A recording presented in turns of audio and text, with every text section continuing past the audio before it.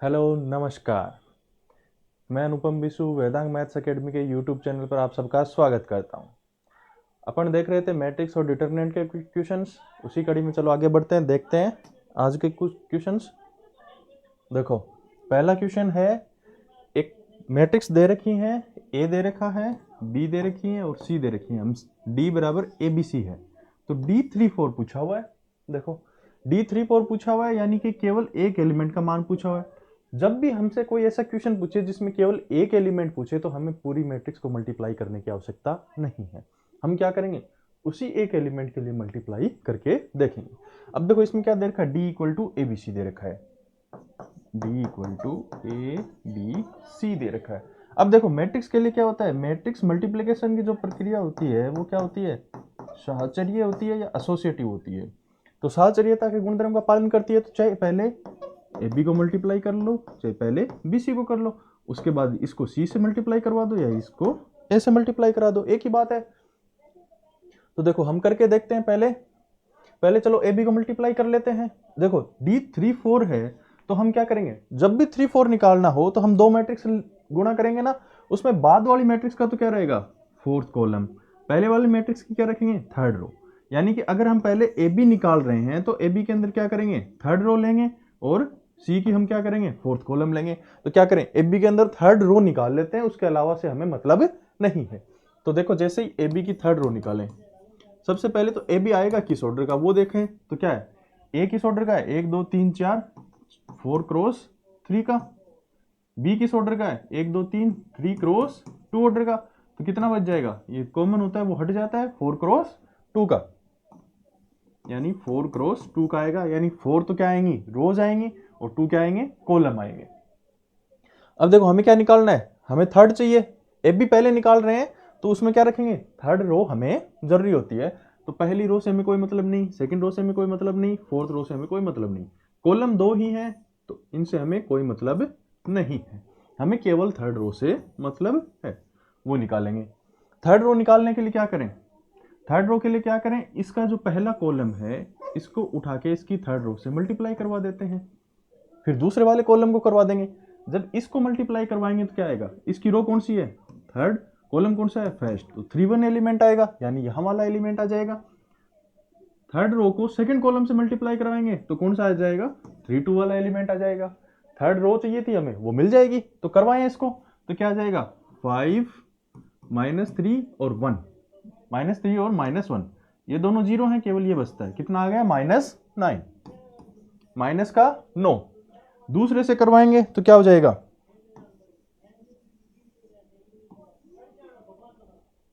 दूसरे से करवाएं 6 2 0, तो क्या है 6 2 और 0, ये दोनों जीरो हैं, 3 दूनी 6, ये आ गई हमारे पास थर्ड रो। उसके बाद हमें क्या निकालना है, ए बी सी। अब देखो, इसको किससे मल्टीप्लाई करवा दें, बाकी से हमें मतलब नहीं है, केवल किससे, -9 और 6 से, कोई मतलब नहीं है। सी रखें तो सी में भी देखो हमें क्या चाहिए, 3 4 चाहिए, तो फोर्थ कॉलम से हमें मतलब है, बाद वाली संख्या है वो कॉलम और पहले वाली पहली मैट्रिक्स की रो होनी चाहिए। तो हमें पहले कॉलम से कोई मतलब नहीं, दूसरे कॉलम से कोई मतलब नहीं, थर्ड कॉलम से कोई मतलब नहीं, फोर्थ कॉलम चाहिए 2 -4, फिफ्थ कॉलम से भी हमें कोई मतलब नहीं है। अब देखो, 3 4 एलिमेंट चाहिए, इनको मल्टीप्लाई कराओ, जो भी आंसर आएगा वो क्या होगा, 3 4 2 -4, दोनों को जोड़ देंगे, 9 दूनी 18, माइनस के -24 करवाएं तो कितना आ जाता है, 20 20 40 2 42, माइनस के 42। तो अपना आंसर कौन सा हो जाएगा, ऑप्शन नंबर थर्ड, -42। तो ऐसे नहीं इनको निकालना है, पूरी मैट्रिक्स को मल्टीप्लाई करवाने की जरूरत नहीं है। अगर थर्ड फोर्थ पूछा है, 3 4 एलिमेंट पूछा है, तो पहले जो मैट्रिक्स है उसकी थर्ड रो लेंगे, बाद वाले मैट्रिक्स का फोर्थ कॉलम ले लेंगे। तो इसमें चाहे पहले ए बी को मल्टीप्लाई कराओ, चाहे पहले बी सी को मल्टीप्लाई करवा लो, फिर ए से करवा दो, एक ही बात है, दोनों के आंसर भी क्या आएंगे, सेम ही आएंगे। आप चाहें तो करके देख लेना, तरीका यही है। अगर इसको पहले बी सी को करवाते तो हम क्या करते, इसमें फोर्थ कॉलम निकालते, फोर्थ कॉलम निकाल के उसमें क्या करते, फोर्थ कॉलम निकाल के इसकी थर्ड रो से मल्टीप्लाई करवा देते। आप चाहें तो देख सकते हैं, इसमें फोर्थ कॉलम के लिए क्या करेंगे, जैसे ये कितने का, 3 क्रॉस 2 का, ये है 2 क्रॉस 5 का, तो 3 क्रॉस 5 के हमें मैट्रिक्स मिलती, उसमें फोर्थ कॉलम हमें जरूरत पड़ता। फोर्थ कॉलम निकालने के लिए क्या करते, फोर्थ कॉलम तो इसका फोर्थ कॉलम काम में आता और इसकी रो काम में आ जाती दोनों, यही है। तो वैसे निकाल के हम इसको सोल्व कर सकते थे। अगला क्वेश्चन देखें। देखो ये भी सेम टू सेम वही क्वेश्चन है, वही मैट्रिक्स दे रखी है, सी मैट्रिक्स सेम है, बी मैट्रिक्स सेम है, केवल चेंज ए मैट्रिक्स में है, लेकिन ए मैट्रिक्स में भी थर्ड रो की हमें जरूरत थी, वो क्या है, सेम टू सेम दी हुई है। तो इसका आंसर भी हमारा क्या आएगा, माइनस का 42 ही इसका आंसर आएगा। वही तरीका है करने का। देखो ये मैट्रिक्स दी हुई है, पूछा है सिमेट्रिक है, स्क्यू सिमेट्रिक है, सिंगुलर है, नॉन सिंगुलर है। अब देखो जब ऐसा क्वेश्चन दे रखा है तो हम सममित विषम सममित की तरफ ध्यान ही क्यों दें। जब व्युत्क्रमणीय अव्युत्क्रमणीय दे रखा है, कोई भी मैट्रिक्स हमें दी हुई हो, वो या तो क्या होगी, व्युत्क्रमणीय होगी या फिर अव्युत्क्रमणीय होगी। मैट्रिक्स दो ही प्रकार की होंगी, या तो व्युत्क्रमणीय या अव्युत्क्रमणीय, वो दोनों ऑप्शन हमें दे रखे हैं। तो हम क्या करेंगे, इन्हीं दोनों में से हमारा कोई आंसर होगा। व्युत्क्रमणीय अव्युत्क्रमणीय बताने के लिए क्या करते हैं, सारणिक निकालते हैं। अगर सारणिक इक्वल टू 0 आ जाती है तो कौन सी हो जाती है, अव्युत्क्रमणीय। अव्युत्क्रमणीय मैट्रिक्स। अगर सारणिक नॉट इक्वल टू 0 आ जाती है, सारणिक नॉन जीरो आती है, तो वो क्या हो जाती है, व्युत्क्रमणीय। व्युत्क्रमणीय मैट्रिक्स। तो देखो निकालें इसकी सारणिक का मान निकाल के देखते हैं। अगर सारणिक 0 आ जाएगी तो क्या हो जाएगा, अव्युत्क्रमणीय, और सारणिक नॉन जीरो आएगी तो व्युत्क्रमणीय हो जाएगा। सारणिक निकालें तो 1 अंदर 1 इंटू 1 माइनस 2 इंटू माइनस 2, तो कितना आ जाएगा, 1 माइनस माइनस 2 इंटू 2। 1 इंटू 1 है तो वो तो एक ही बात है, 1 ही आएगा। फिर क्या करते हैं, माइनस लगा के दूसरा लिखते हैं, तो यहाँ माइनस 2 है, माइनस 2 अंदर क्या आएगा, इसको इससे मल्टीप्लाई करवाते हैं, 2 इंटू 1, और फिर इसको इससे, तो क्या आ जाएगा, 2 इंटू 1 माइनस 3 इंटू माइनस 2, फिर प्लस, यहाँ माइनस 3 दिया हुआ है, माइनस 3 अंदर कितना आएगा, 2 को 2 से करवाएंगे और 3 को माइनस 1 से, 2 इंटू 2 माइनस 3 इंटू 1। इसको सोल्व कर लें तो क्या आ जाएगा, बाहर 1 है, 1 से किसी को मल्टीप्लाई करवाएं वापस वही मिलता है, 1 माइनस माइनस माइनस कितना हो जाएगा, प्लस, तो 4 और 1 5। यहां करें तो कितना आ जाएगा, 3 दूनी 6, प्लस का 6 और 2 8, माइनस माइनस प्लस हो जाएगा, 8 दूनी 16। यहां देखें तो कितना आएगा, 3 4 माइनस 3 1, बाहर माइनस 3 है तो कितना आ जाएगा, माइनस 3। ये क्या है, नॉट इक्वल टू 0 है, तो हमारा आंसर क्या हो जाएगा, व्युत्क्रमणीय मैट्रिक्स। फोर्थ ऑप्शन हमारा क्या हो जाएगा, आंसर। बाकी अगर देखना चाहें तो पहले दो के लिए भी आप देख सकते हैं। देखो पहले दो के लिए देखोगे तो क्या होता है, सममित मैट्रिक्स कौन सी होती है, जिसमें ये वाले एलिमेंट 1 2 2 1 1 3 3 1 2 3 3 2 ये क्या होने चाहिए, सेम होने चाहिए। यहां देखो जस्ट अपोजिट है, 2 का माइनस 2 है, 3 का माइनस 3 है, 2 का माइनस 2 है, तो सममित मैट्रिक्स तो ये नहीं होगी। विषम सममित की बात करें तो विषम सममित में यही कंडीशन होती है कि यहाँ वाला जस्ट इसका क्या होना चाहिए, नेगेटिव, या हमारे का नेगेटिव ये होना चाहिए और इसका नेगेटिव ये होना चाहिए। लेकिन उसमें एक कंडीशन और होती है, उसमें क्या होते हैं, डायगोनल एलिमेंट सारे क्या होते हैं, जीरो होते हैं, लेकिन इसमें डायगोनल एलिमेंट सारे जीरो नहीं है, तो ये विषम सममित मैट्रिक्स भी अपने नहीं रही। व्युत्क्रमणीय अव्युत्क्रमणीय के लिए हमने देख लिया, तो इसका आंसर कौन सा हो जाएगा, व्युत्क्रमणीय मैट्रिक्स, नॉन सिंगुलर मैट्रिक्स। चलते हैं अगले क्वेश्चन की ओर। मैट्रिक्स दी हुई है, पूछा हुआ है कि ये इसके लिए पूछा है कि ए स्क्वायर माइनस के माइनस आई टू बराबर 0 है, तो के का मान कितना होगा। देखो ए मैट्रिक्स दी हुई है क्या, 1 2 2 3, तो इसके लिए क्या कर लेते हैं, ए स्क्वायर निकाल लेते हैं। ए स्क्वायर निकालेंगे तो क्या आएगा, ए स्क्वायर निकालें तो ये देखो ए स्क्वायर बराबर क्या हो जाएगा, 1 2 2 3, इसको इसी से मल्टीप्लाई करवाना है, 1 2 2 3। इस 1 2 को उठा करके 1 2 को उठा करके यहाँ रखेंगे, इसके साथ मल्टीप्लाई करवाएंगे, प्लस लग जाएगा, 1 इंटू 1 प्लस 2 इंटू 2 4 और 1 5, इसको इससे करवाएंगे, 2 प्लस 6 8।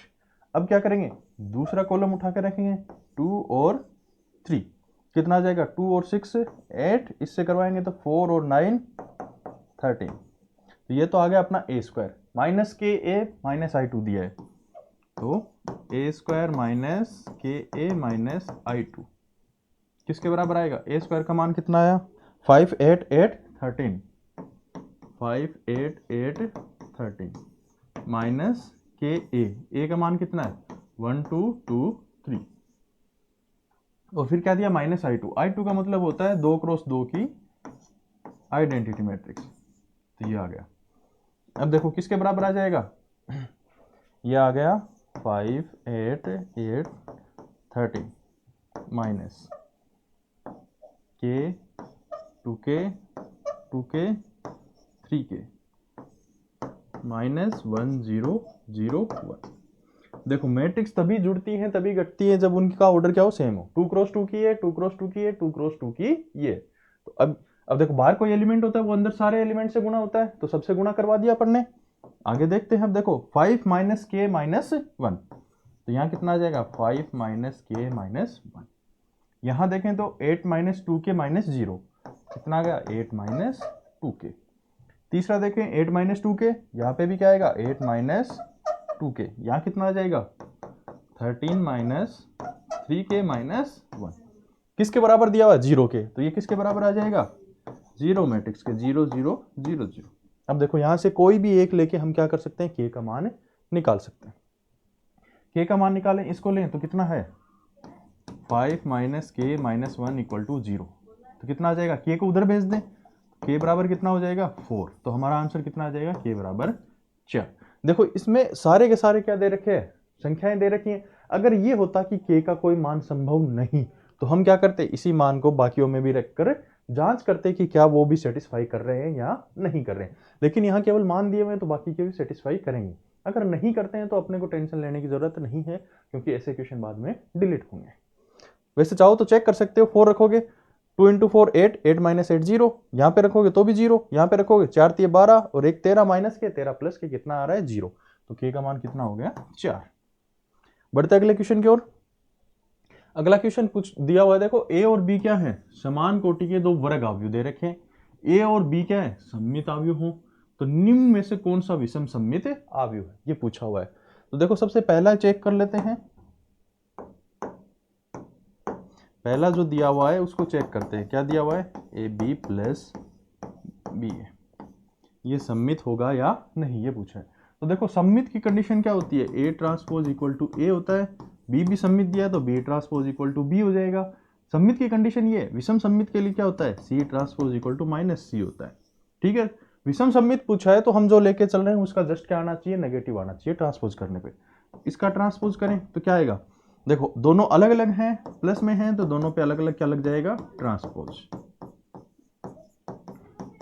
और इससे पहले एक वीडियो में हमने चर्चा की थी कि अगर मल्टीप्लाई में है और उनका ट्रांसपोज लगा हुआ है तो जैसे ही उनको ट्रांसपोज को अंदर भेजते हैं तो क्या हो जाता है, अंदर वालों का क्रम बदल जाता है और दोनों के साथ क्या लग जाता है, ट्रांसपोज।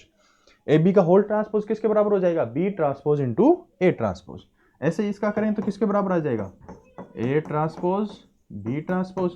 अब देखो बी ट्रांसपोज ए ट्रांसपोज दोनों किसके बराबर है, सममित अवयव हैं तो खुद के बराबर ही है। तो ये आ गया B A plus A B. ये देखो B A plus A B लिखो या A B plus B A लिखो, ये की बात है, तो ये खुद के बराबर ही आ गया। ये आ गया ए बी प्लस बी ए के बराबर। तो ये क्या है, एक सममित अवयव, विषम सममित नहीं रहा। चेक करते हैं दूसरा,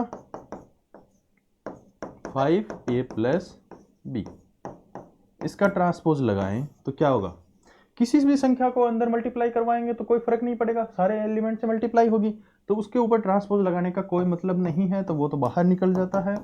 a प्लस बी का होल ट्रांसपोज, तो ये कितना आ जाएगा 5a transpose plus B transpose, और ये किसके बराबर है, a ट्रांसपोज a के और b ट्रांसपोज b के।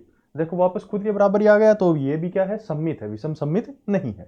थर्ड चेक करें, थर्ड में क्या दिया हुआ है, ए बी माइनस बी ए, इसका ट्रांसपोज। ट्रांसपोज अंदर भेजेंगे अलग अलग होगा दोनों पे, ए बी का होल ट्रांसपोज माइनस बी ए का होल ट्रांसपोज।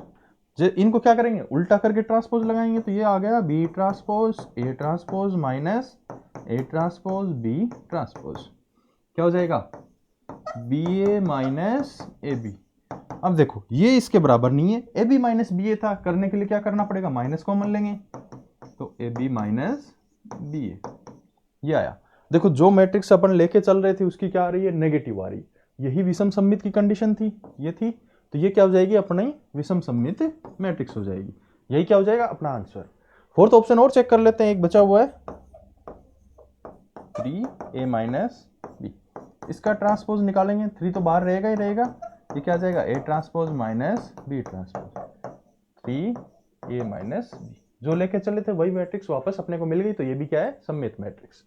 तो अपना आंसर कौन सा हो गया, ए बी माइनस बी ए। ये क्या होगी, विषम सममित मैट्रिक्स। अब देखो विषम सममित मैट्रिक्स जब भी ऐसे क्वेश्चन पूछे जाते हैं तो गुणा में हो और बीच में प्लस दे रखा हो तो वो लगभग सममित मैट्रिक्स निकलने के चांसेस रहते हैं, हमेशा नहीं। मैं बोल रहा हूं कि अपने को एग्जाम में जल्दी क्वेश्चन करना है तो कैसे ऑप्शन पे ट्राई करें, उस ऑप्शन पे ट्राई करो जिसमें मल्टीप्लाई में दे रखा हो और बीच में कहीं माइनस दे रखा हो। डायरेक्ट माइनस दे रखा हो तो वो नहीं होते विषम सममित। जो मल्टीप्लाई में दे रखे हो, कहीं बीच में माइनस दे रखा हो, वो विषम सममित आने के चांसेस ज्यादा रहते हैं। तो ऐसे ऑप्शन को ट्राई करके देखें। यहाँ पे अपने मैट्रिक्स के जो क्वेश्चन थे वो तो समाप्त हो जाते हैं। इसके बाद सिस्टम ऑफ लीनियर इक्वेशन है, वो क्वेश्चन देख लेंगे, और उसके बाद अपन देखेंगे डिटर्मिनेंट से जो क्वेश्चन आए हुए हैं वो। तो मिलते हैं अगले वीडियो में सिस्टम ऑफ लीनियर इक्वेशन के साथ। धन्यवाद।